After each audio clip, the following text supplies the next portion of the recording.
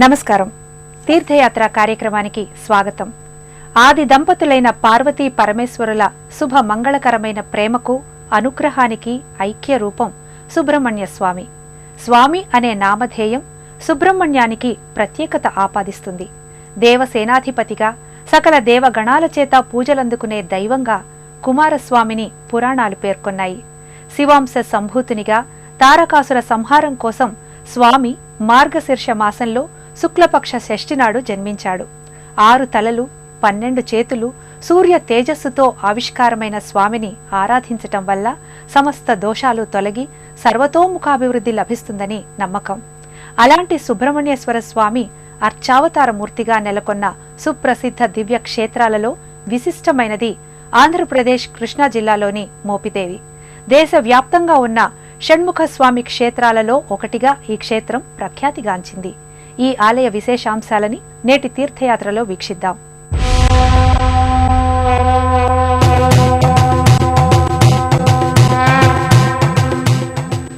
మోపిదేవి క్షేత్రానికి పురాణ నామం మోహినీపురం.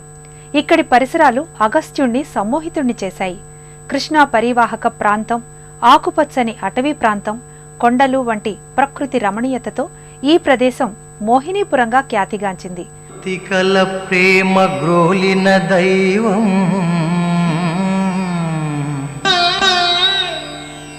కార్తికేయుడై జగమున అర్చావతారం ఉమా మహేశ్వర ప్రియసుతుని గానం ఇంద్రధనసులా ధరణిలో స్కంద షష్ఠి కవచం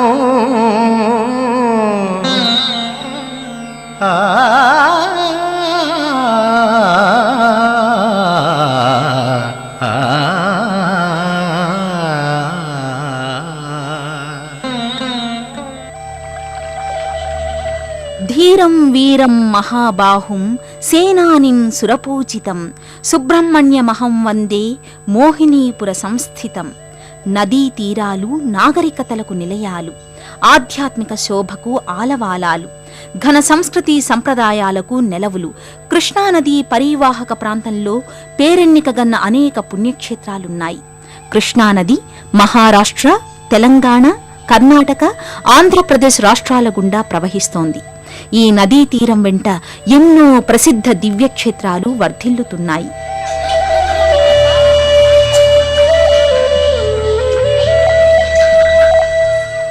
ఆంధ్రప్రదేశ్లోని కృష్ణా జిల్లా దివిసీమలో 2 పాయలుగా చీలి కృష్ణపాయ హంసలదీవి దగ్గర, వేణిపాయ ఏటిమొగ దగ్గర సాగర సంగమం చేస్తోంది.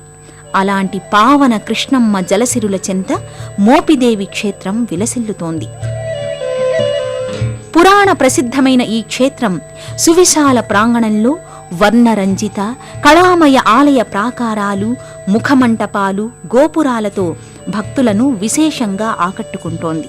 5 శతాబ్దాల క్రితం నిర్మితమైన ఈ ఆలయం దినదిన ప్రవర్ధమానమవుతూ స్వామి భక్తులకు ఇహపర సౌఖ్యాలను అందిస్తోంది.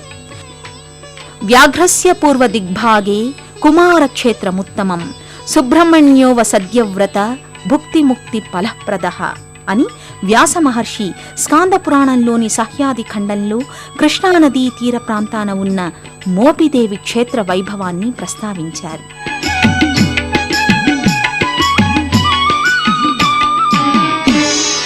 శ్రీ స్వామివారికి మొదట దేవరకోట సంస్థానాధీశులైన చల్లపల్లి శ్రీమంతురాజా యార్లగడ్డవారి వంశీయులు గోపుర శిఖర మంటపాదుల్ని నిర్మించారు. ఇక ప్రధాన ఆలయం ముంగిట ముఖమంటపం దీర్ఘ చతురస్రాకృతిలో స్తంభ సమన్వితంగా ఉంటుంది. భారీ స్తంభాలపై వర్ణరంజిత మయూర సర్పాకృతులతో కళామయంగా ముఖమంటపం విలసిల్లుతోంది.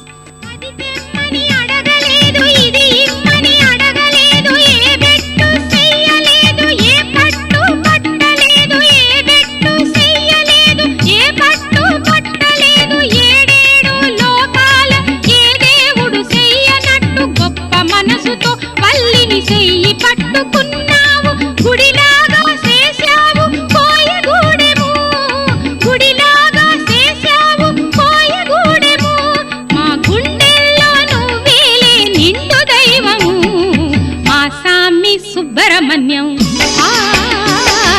మేం చేసుకున్న పుణ్యం. మా సామి సుబ్రహ్మణ్యం మేం చేసుకున్న పుణ్యం. వల్లెమ్మని బుల్లెమ్మని అడవి మల్లి సెల్లమ్మని, వల్లెమ్మని బుల్లెమ్మని అడవి మల్లి సెల్లమ్మని, అల్లి బిల్లి ఊసులాడి పెళ్ళాడా, అల్లి బిల్లి ఊసులాడి పెళ్ళాడా, మాయందరికి సుట్టనివి పోయా మా సామి సుబ్రహ్మణ్యం. మేం చేసుకున్న పుణ్యం.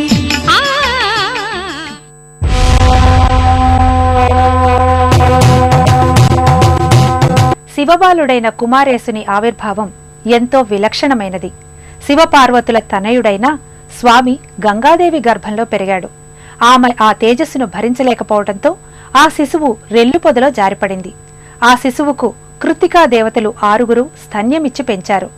నేలపై జారిపడినందువలన శిశువు స్కందుడని, రెల్లుగడ్డిలో ఆవిర్భవించినందువల్ల శరవణుడని, కృత్తికా దేవతలు పెంచటం వల్ల కార్తికేయుడని కుమారస్వామిని వ్యవహరిస్తారు. కుమారక్షేత్రంగా ప్రసిద్ధి పొందిన ఈ క్షేత్రంలో స్వామి వల్లీ దేవసేన సమేతంగా నాగరాజస్వామిగా సర్పాకార రూపధారిగా ప్రకటితమవుతున్నాడు. షణ్ముఖం పార్వతీపుత్రం క్రౌంచశైల విమర్దనం దేవసేనాపతిం దేవం స్కందం వందే శివాత్మజం.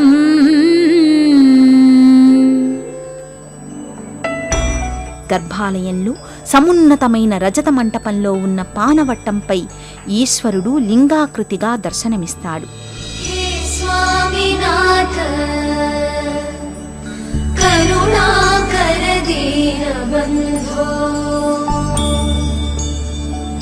శ్రీ పార్వతీశ ముఖ పంకజ పద్మబంధో శ్రీశాదిదేవ గణపూజిత పాదపద్మ. ఈ పానవట్టం క్రింద ఉన్న పుట్టలో మొదటిసారిగా అగస్త్యుడు సుబ్రహ్మణ్య స్వామిని తపోనిష్టలో ఉన్న సర్పాకృతిలో దర్శనం చేసుకున్నారు.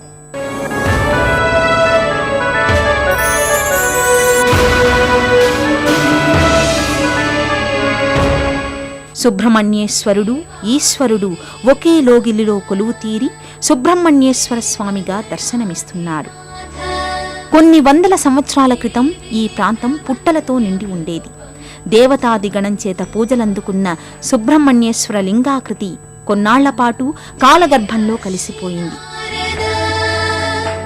ఆ తరుణంలో శివభక్తుడైన ఈ ప్రాంత నివాసి వీరారపు పర్వతాలు స్వప్నంలో స్వామి సాకారమై తన ఉనికిని తెలియచేశాడంటారు. కుండల్ని తయారు చేసే వృత్తిలో ఉన్న పర్వతాలు తన కుటుంబ సభ్యులకు సాటివారికి స్వప్న వృత్తాంతాన్ని తెలియచేశారు. ఓ పుట్టను త్రవ్వి చూడగా దివ్య తేజోలింగం సాక్షాత్కారమయ్యింది. ఆ పుట్టను యథాతథంగా ఉంచి ఆ పుట్టపైనే సుబ్రహ్మణ్యేశ్వర స్వామి లింగానికి ప్రతిష్ఠాపన నిర్వహించారు. ఇప్పుడు మనం నేత్రపర్వంగా వీక్షిస్తున్న ఆ అపురూపమైన సుబ్రహ్మణ్యేశ్వర లింగాకృతి ఇదే.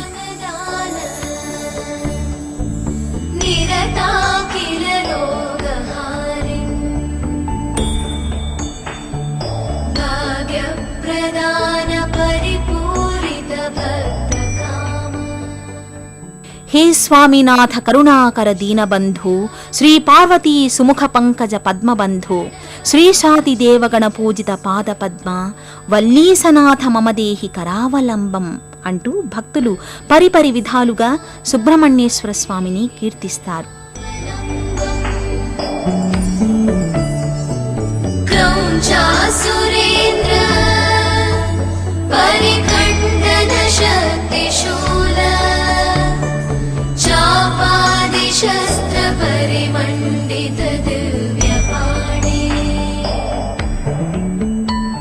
భక్తులు తమ మొక్కుబడులను వివిధ రూపాలలో చెల్లిస్తూ తమ భక్తి ప్రపత్తుల్ని చాటుకుంటారు.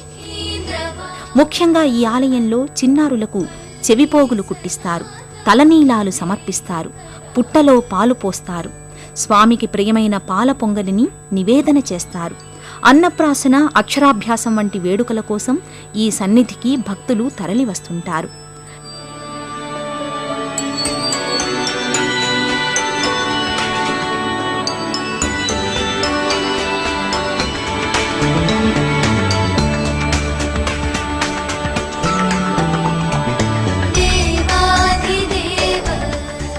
చీర మొక్కుబడి, ఉయ్యాల ఊపు వంటి మొక్కులు తీర్చుకుంటారు. సంతానార్థులు, వివాహం కాని యువతీ యువకులు, నాగదోషం ఉన్నవారు, కుజదోషం ఉన్నవారు ఈ క్షేత్రానికి విచ్చేసి స్వామిని నియమనిష్టలతో దర్శించుకుని ప్రత్యేక పూజలను నిర్వహించుకుంటారు. ఈ క్షేత్రంలో రాహు, కేతు, గ్రహదోషాల పూజ, కాలసర్పదోష పూజల్ని ప్రత్యేకంగా నిర్వహిస్తారు.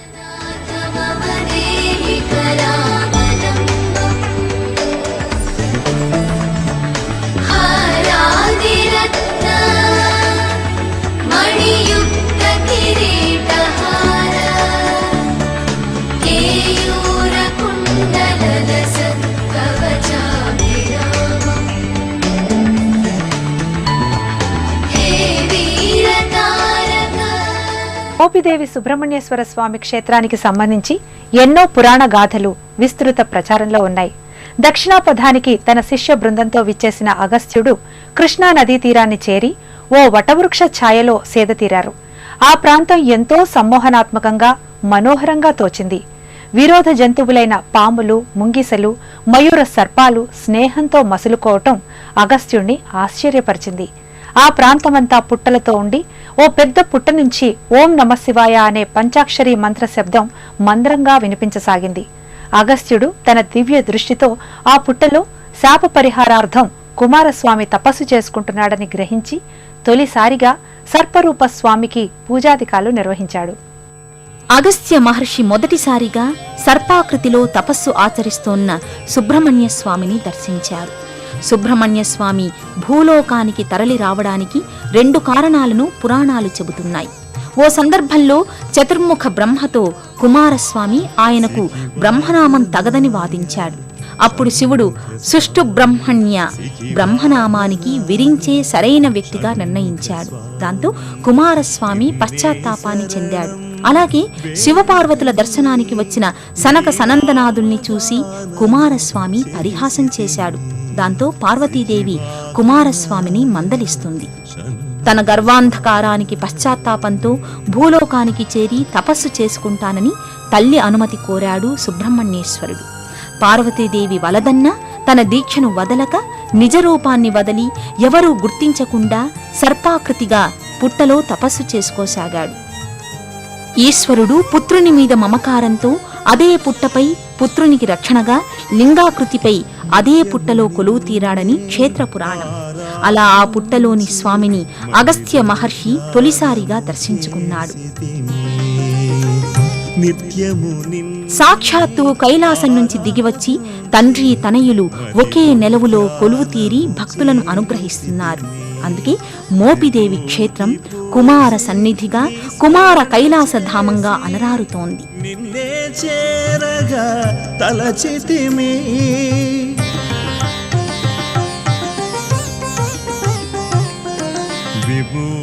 శ్రీ సుబ్రహ్మణ్యేశ్వర స్వామి వారికి కుడివైపున వల్లీదేవి సన్నిధి నెలకొని ఉంటుంది. ఎడమవైపున దేవసేన ప్రత్యేక మందిరంలో దర్శనమిస్తుంది. ఇరు దేవేరులు సంపూర్ణ అలంకారాలతో వివిధ ఆభరణ పుష్పమాలికల శోభితంగా దర్శనమిస్తారు.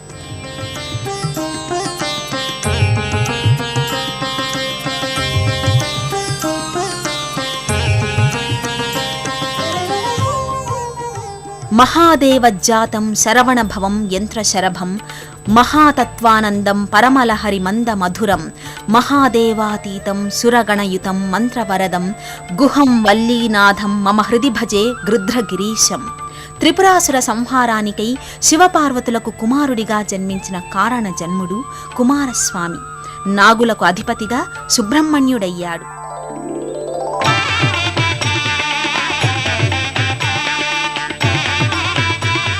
ఆలయ ప్రాంగణంలో నాగవృక్షం క్రింద జంట నాగుల పలు శిల్పాకృతులు నెలకొని ఉంటాయి.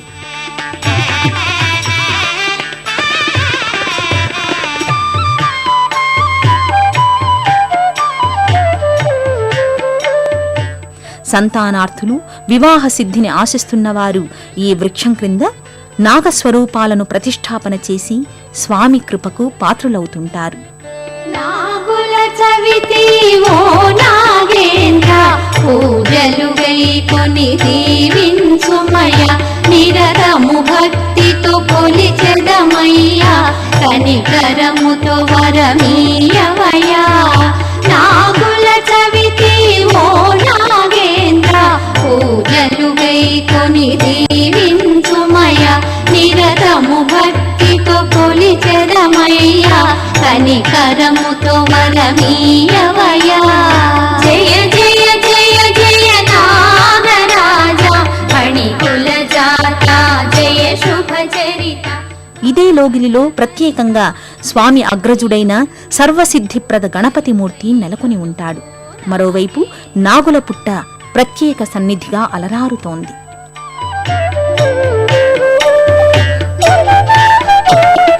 త్రిపురాసుర సంహారము వేళ శివుని వింటికి త్రాటిగా ఉండి శివునకు రణములో తోడుగా నిలచిన ఓ నాగేంద్ర పూజలు గొనుమా జయ జయ జయ జయ నాగరాజా.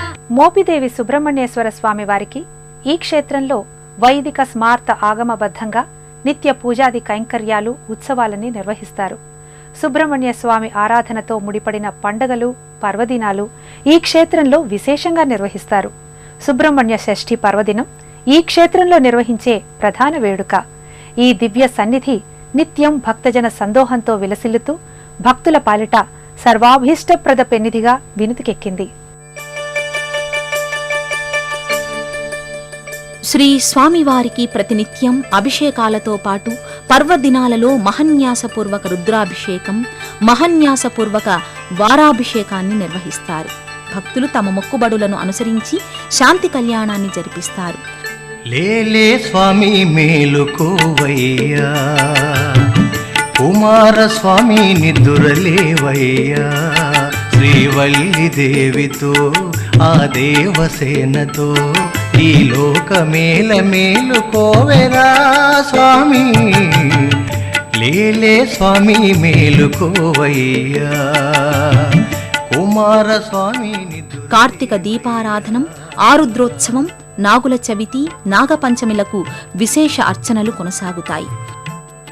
ఆషాఢ శుక్లపక్ష పంచమి అంటే స్కంద పంచమి నాడు, ఆషాఢ శుక్లపక్ష షష్ఠి నాడు అనగా కుమార షష్ఠి నాడు విశేష పూజాధికాలను ఈ ఆలయంలో నిర్వహిస్తారు. మాఘశుద్ధ షష్ఠి నాడు కళ్యాణోత్సవం, అనంతరం రథోత్సవం, వసంతోత్సవాలు ఘనంగా జరుగుతాయి. తూర్పు దిక్కు సింధూరం పాడిని సుప్రభాతం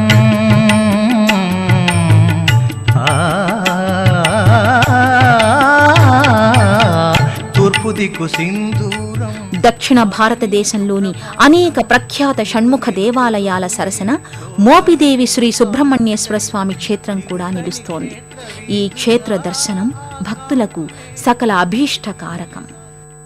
కృష్ణా జిల్లాలోని ఈ సుబ్రహ్మణ్య క్షేత్రానికి విజయవాడ నుంచి ఉయ్యూరు, పామర్రు, చల్లపల్లిల మీదుగా బస్సు మార్గాన చేరుకోవచ్చు.